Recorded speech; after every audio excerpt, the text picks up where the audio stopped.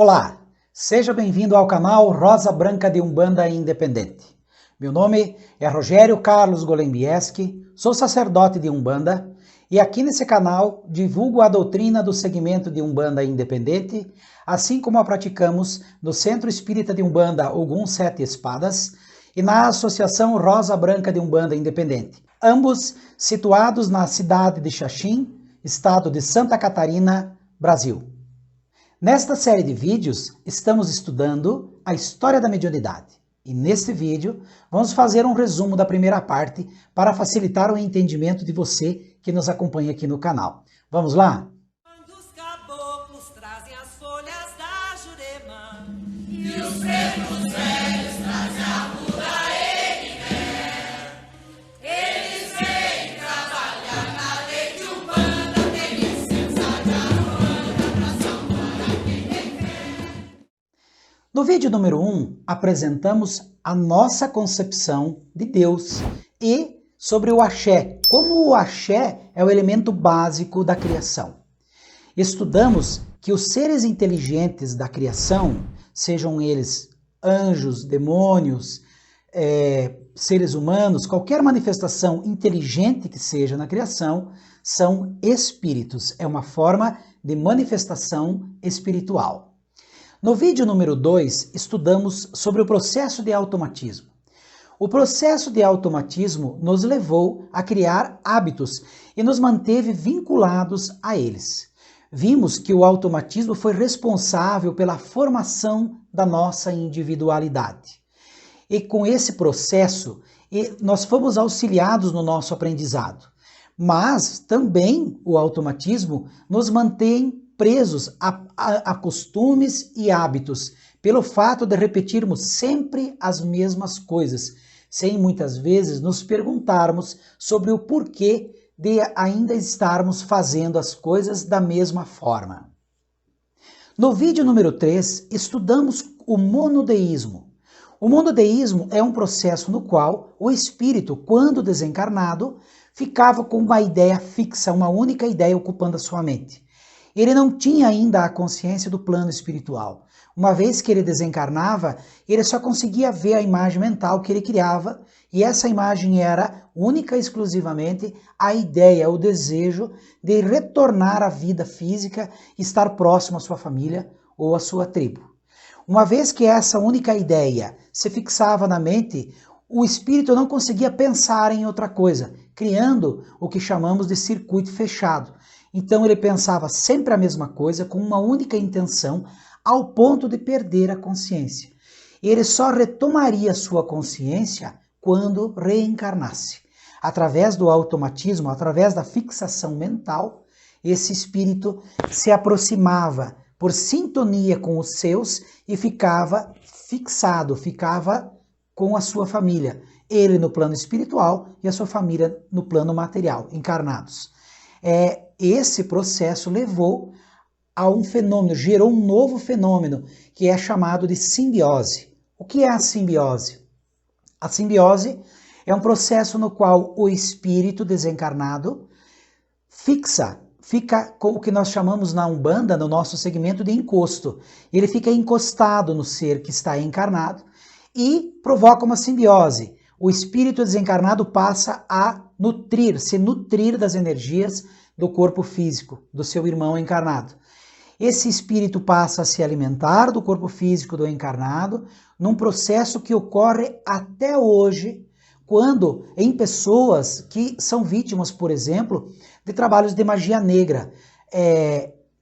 Quando um espírito é ligado, ele é com uma sintonia muito profunda, ele é ligado, direcionado a ficar fixo no corpo material e espiritual de um encarnado. A simbiose é a convivência de dois espíritos num único corpo físico.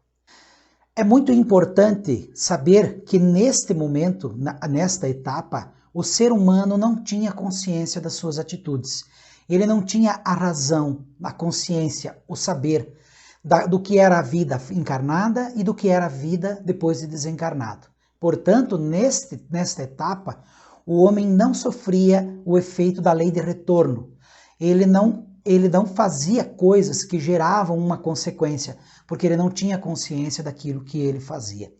O automatismo, a repetição constante dos hábitos, foi criando no ser humano a sua individualidade, porque as experiências que ele vivia iam formando a sua personalidade, a sua espiritualidade.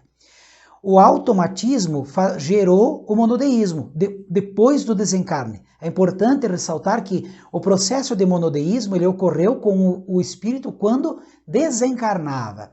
E esses dois processos unidos foram responsáveis por levar o homem a repetir as experiências durante milhões de anos, até que desenvolvesse a sua personalidade e até que um dia, por repetir experiências, se acostumar com o efeito, o homem começou a perceber que, dependendo das suas atitudes, haveria uma consequência. Repetindo a experiência vida após vida, ele foi acumulando na sua mente, acumulando no seu espírito, a consciência de que a atitude, a ação, gerava uma reação. E foi exatamente nesse momento em que um homem tomou consciência da reação dos seus atos, é que o homem despertou para a razão. No vídeo 4, estudamos como o homem despertou para a razão e como, por consequência de despertar para a razão, tomar consciência das suas atitudes, o homem passou a ter o seu livre-arbítrio. Estudamos como o automatismo promoveu o desenvolvimento das habilidades mentais, físicas, espirituais e acabou por despertar a consciência. O homem se tornou um ser racional e, a partir daí, se tornou subordinado às leis espirituais. Passava a sofrer a consequência da lei de ação e reação e começava a construir o seu próprio futuro. É nesse ponto que nós interpretamos, dentro da doutrina do nosso segmento de Umbanda, que a história de Adão e Eva, o homem saía do paraíso, o homem saía agora com a razão, com a consciência do que fazia, ele saía daquele estado em que ele não era cobrado por nada e passava agora a viver às suas próprias custas, abaixo da responsabilidade de tudo aquilo que fizesse. Ainda no vídeo 4, estudamos como o homem, quando desencarnado, passou a relembrar as suas experiências espirituais vividas no intervalo entre uma encarnação e outra. Com o direito da livre escolha, o homem começou a atrair para si espíritos que tinham interesses semelhantes ao dele. E se sentia atraído pela mente de outros espíritos que comungavam dos mesmos interesses que ele. Assim surgiram as egrégoras, que são os agrupamentos de espíritos no plano espiritual. No vídeo 5, estudamos sobre a aura humana, através da qual os espíritos atraem e repelem outros espíritos, de acordo com a sua sintonia mental e de acordo com os seus interesses. No plano espiritual não existe a mentira, porque o pensamento é projetado instantaneamente na aura. Os espíritos semelhantes se unem e repelem os que são discrepantes, ou seja, não há como fingir, não há como mentir. Então os espíritos têm um determinado pensamento, isso no plano espiritual, projetam o seu pensamento, suas intenções, os seus interesses para a sua aura, e espíritos que têm os mesmos interesses se sentem atraídos. Já espíritos que não compactuam com essas ideias, espíritos que não gostam daquelas ideias, se sentem repelidos. Desta forma, nesse movimento de atração e repulsão, se originaram as civilizações espirituais antagônicas. É muito importante esse fato. Totalmente discrepantes entre si. De um lado, espíritos benevolentes, de outro, nas profundezas da terra, no plano espiritual, espíritos delinquentes, onde não chega a luz solar. Talvez isso tenha dado origem ao mito de que o inferno está no centro da terra, embaixo da terra. Nesse local, nessas zonas purgatórias, os espíritos ficam presos num processo de monodeísmo, um circuito fechado de pensamento, causado pelo remorso e pela própria consciência, sofrendo e convivendo com espíritos que foram igualmente maus e que agora entre si se oprimem, agindo como instrumentos de correção, colaborando para que o arrependimento e o desejo sincero de se melhorar renasça no coração do ser humano. Essa divisão deu origem ao que chamamos de céu e inferno. Surgiu o conceito de conflito entre o bem e o mal. Além disso, estudamos sobre o desdobramento astral durante o sono. O homem se abria para um universo espiritual, ainda quando encarnado, ainda na matéria física, mas de forma inconsciente. Ele ainda não tinha consciência de que havia um plano espiritual, de que havia vida após a morte. Mas, quando o homem dormia, ele saía do seu corpo físico e ele era atraído para aquilo que era do seu interesse. Assim, o lavrador que saía do seu corpo físico, enquanto o corpo descansava, ele ia no plano espiritual até o campo em que ele trabalhava e estudar as possibilidades de que eram interessantes para ele. E, uma vez que fazia isso, ele entrava em contato na espiritualidade, fora do corpo físico, com as entidades que amparavam a natureza, a espiritualidade superior que auxiliava o homem a se desenvolver, aqueles que trabalhavam, a espiritualidade maior que trabalhava no desenvolvimento do nosso mundo, no desenvolvimento do ser humano, na evolução da humanidade. E ele entrava em contato com essas entidades que amparavam a natureza, procurava apenas aquilo que era do seu interesse material, ele não tinha consciência de que havia vida espiritual. E no período diário, quando ele estava acordado, trabalhando, ele também era intuído por essas inteligências espirituais, pela espiritualidade maior, só que ele não percebia. Então, quando desperto, trabalhando no dia a dia, cuidava dos seus interesses. E recebia a intuição da espiritualidade para ter ideias, inovações que auxiliassem na evolução. Ao dormir, saía do corpo físico, projetava seu espírito para o plano espiritual e fazia contato direto com essas entidades, mas de forma inconsciente. Ele não lembrava disso durante o dia. Era como se fosse um sonho. E lá ele era instruído para que quando acordasse, ele tivesse ideias novas e conseguisse fazer com que a sua vida evoluísse. Por conta do automatismo, que provocava a repetição constante das experiências, em determinado momento o homem despertou para a possibilidade da realidade espiritual. Isso fez com que ele tomasse consciência da realidade além da vida física. Agora o homem mudava do estado de passividade para um estado de atividade e começava um intercâmbio entre o plano físico e o plano espiritual de forma consciente de ambos os lados.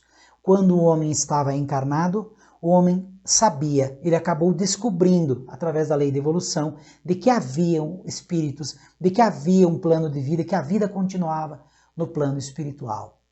E, quando desencarnado, o homem tomou consciência de que estava vivo depois, além do corpo físico, e que também poderia se desenvolver, também poderia descobrir aquele mundo espiritual, e de ambos os lados começava o intercâmbio, a comunicação entre encarnados e desencarnados.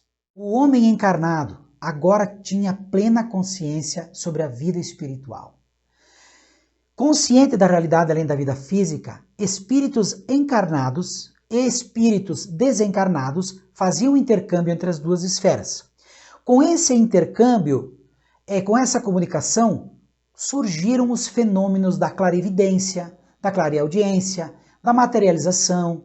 Era a mediunidade sendo iniciada na prática. Começava no plano terráqueo, começava na vida física, material, encarnada, tanto quanto no plano espiritual, a mediunidade consciente. Ambos os lados se beneficiaram da mediunidade. Homens encarnados passaram a explorar a faculdade mediúnica em benefício próprio, da mesma forma que os espíritos desencarnados submeteram os homens à experiência que lhe eram do seu interesse. Assim, os espíritos passaram a tirar proveito dos seres humanos encarnados. Esse processo se perpetua até hoje. De ambos os lados, espíritos foram subjugados, dando origem a processos de simbiose, onde dois espíritos tiravam oportunidade, se aproveitavam de um único organismo físico. Estamos falando de eras primitivas, e se até o homem primitivo fazia uso da mediunidade, isso nos comprova, com dados e fatos, que a mediunidade não é algo religioso. A religião ainda não havia sido criada. Ou seja, não é a religião que faz a mediunidade existir. Outra conclusão que o estudo nos traz é que a mediunidade não é um sinônimo de santidade. Qualquer pessoa pode ser médium, independente de sua condição moral. A mediunidade não é algo pertencente somente a espíritos superiores ou a pessoas estudadas, letradas, com formação superior. Até os homens primitivos eram médiuns. A mediunidade é apenas um fator orgânico que foi amplamente explorado, e esse processo de exploração mediúnica deu origem ao que nós chamamos de magia.